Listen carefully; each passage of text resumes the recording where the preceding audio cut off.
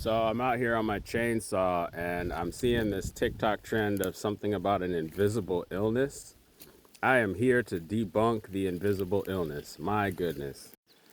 Y'all got me stopping work to answer this question. There is no such thing as an invisible illness. In fact, the Bible says that the curse causeless shall not come. So, in other words, God said, there is no such thing as an invisible illness. If there is something wrong with you, there is a cause, and it takes diligence, it takes search, it takes questioning, and you have to become a detective of your own body.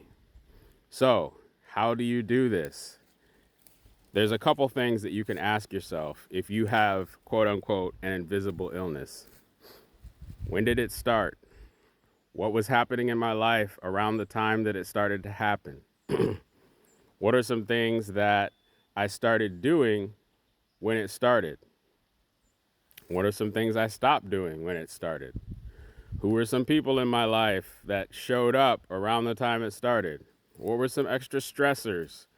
Was I experiencing some sort of pain? And then from there, it's just a matter of really honing in on that thing and reversing some of the things that happened around it.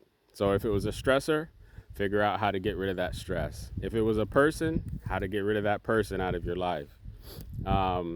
If it was a pain, what were some things that you were doing? Maybe a position that you sat in for extended period of times at your job that was different. Or maybe you got a new pillow, or maybe a new mattress.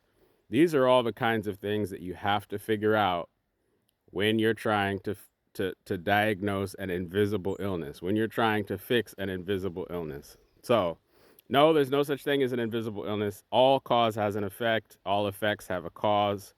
And the Bible says that no curse will come upon you without a cause. So, good luck finding out why you have the invisible illness.